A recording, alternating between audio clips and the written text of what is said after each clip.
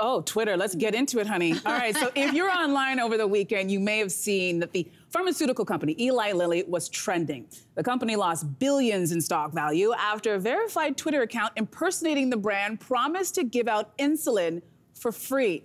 The post remained online for hours and racked up thousands of likes and retweets. This company joins a growing list of parody accounts that have popped up since Elon Musk announced the new paid verification system on the platform. So, Amber, what do you think of the way Mr. Musk is Oh my God, do we Twitter? have a full hour? Let's do it. First of all, I think it's the cruelest joke. Like, I get that everyone right now is trying to, you know, play Elon Musk because of this thing that he tried to put into place where you can buy your way into verification and authenticity, which you now realize doesn't work. But I think to play a joke about insulin, which is such a real issue for people all over the world, like, that is just such a cruel thing to do. But this is what happens, and there is only one person to blame. And that person is Elon Musk. You know, he is the person that has created this atmosphere. He, you know, he spent way too much money buying Twitter, billions and billions over what he should have, and now he's got to incentivize it. He's got to make his money back, and so he's trying to do that in this way. But verification was not about, like, a VIP club.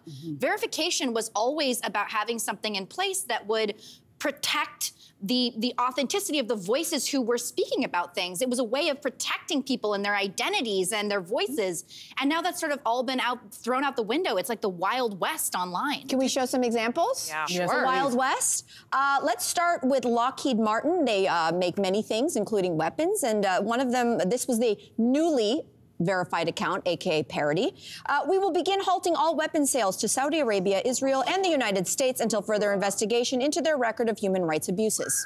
Wow. That's loaded. How about this? Tesla Real. So this is from the Tesla account. We will be offering 10,000 vehicles to support the Ukrainian military. Our cars are the most advanced explosive devices on the market. Oh my God. You might have heard they have some issues with their batteries, maybe. And also, how about this from Chiquita Brands? We've just overthrown the government of Brazil. So, I mean, these are all, someone has taken over and paid the $8. And that's what, to your point, is who is real and who isn't. It's like Elon, I keep saying this, we think that the billionaires are the smartest people in the room. They're not. He's not. They're not. No. He's not. They're not. They're not. They're not. Yeah. Yeah. Yeah. I mean, and there were more. I mean, can I read you a couple more? I love these. I love these. Because, so there was one that was from a soft drink company. It said, we are proud to announce, I can't name the company, but, Coca-Cola. Okay, fine. We are naming it. We are proud to announce that we are the number one plastic polluter in the world for a 4th year in a row. And as God is my witness, we vowed to do a 5th. So again, this is fake. That's good. And then also from Elon's own company, SpaceX, someone told Elon his, I'll leave that to your imagination, would be bigger on Mars, and honestly, that's all this has been that's what this has been all about. So, I mean, these are all very funny, people are being very clever. Savage. But they were. But at the same time, I think that we're looking at it through the lens of, like, trolling, and then not thinking about the real life consequences. That could, like, what if somebody faking as a big political leader suddenly sent out a tweet antagonizing, oh, I don't know, an unstable political leader like Putin? Like, what then if it's for a moment misunderstood as real? Yeah. That's the scary thing. Absolutely. And actually, the Business Insider did a great job of breaking down how easy it is. And they said they did this to get the $8 blue check. It took them 25 minutes to impersonate a very famous YouTuber who has 1.3 million subscribers. And they're like, the effect of that, this person can sell merchandise, they can give advice about cryptocurrency, they can also tell you about an NFT you have to buy, and then you're also thinking about the person you're impersonating, their livelihood over. And how are they supposed to prove that they are in fact the real person when everybody's verified? And I don't think that Elon Musk saw this, and as to your point, these billionaires who think they're so smart. And the reason, do you remember in the beginning what he was talking about, like, oh, freedom of speech, Twitter needs freedom of speech, and it's like, you know what, it just comes to mind when I think about what he's done. You know, it's best to be thought an idiot than to open your mouth and erase all doubt. And that is what we're seeing right now with Elon Musk. Everybody thought that you were this great, innovative billionaire who's behind all of these fantastic companies. And now we are watching you crash and burn Twitter and take people and companies down with you. And what are you doing about it? Do you think it's going to collapse?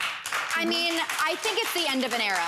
And I think, you know, to that point, too, his whole point was about freedom of speech, and then yet he goes and, you know, takes Kathy Griffin, who's one of the most incredible comedians, stand-up comedians, and suspends her from the account. So everything he sort of promised and said would be better about him purchasing it has become immediately not true. So I think it's the end of an era for sure, and I don't know what's going to be next for Twitter, but most people I know are leaving it. What's really sad about that is, I said this before on the show, but only 1 in 5 Twitter users is from North America. Wow.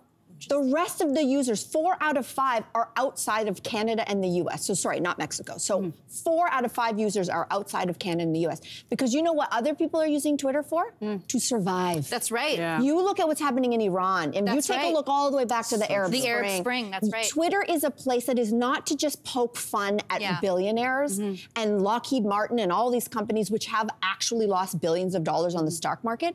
It's actually a place where people galvanize, they protest, they rebel against oppressive regimes. That's where the Me Too movement started. Was Me on, Too. Yeah, it was on It's Twitter. literally where people go to share information and overthrow oppressive governments. Like, we are having a fun time, ha-ha, I don't have the blue check. And in other places, it's literally a matter of where is the protest happening? Where are the police? How do we evade them? Who's being it's a matter killed of that we don't know survival. about? Yeah, Exactly. So, I mean, this is what happens when toddlers get billions. There you go.